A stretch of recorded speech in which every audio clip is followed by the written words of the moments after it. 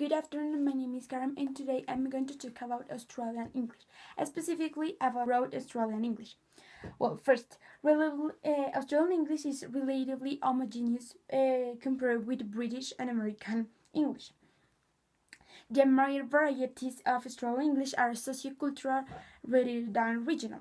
There are three types of Australian English, and is General Australian English, Broad Australian English, and Cultivated Australian English.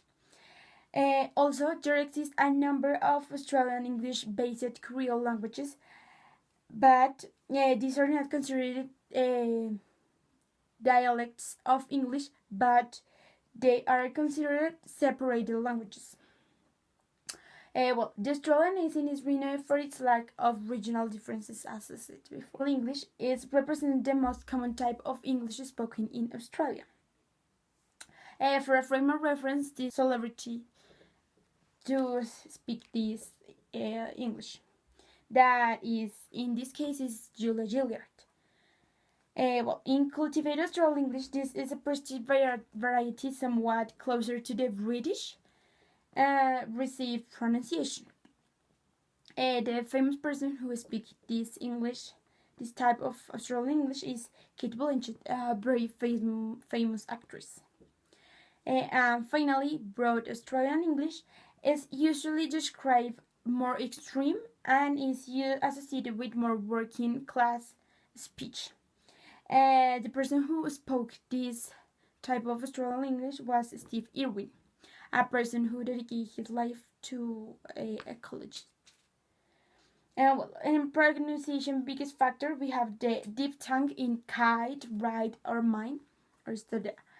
The more broad the accent gets, the more this move toward diphthong in words like choice. A broad speaker might pronounce it closer to American voy. The vowel in mouth, loud, and out. The more broad the accent, the more the first part of this diphthong moves toward the E in dress. And broad speaker might pronounce it closer to an EO sound. And as additional facts, we have the broad Australian accent is typically associated with Australian masculinity.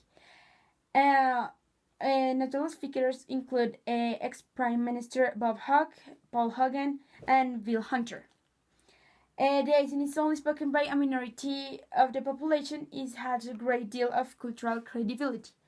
And the broad Australian accent has cultural prestige for men. It creates like an image that the man has the ability to relate to people from all walks of life, and also will treat everyone with a sense of equality. And it's the Australian English.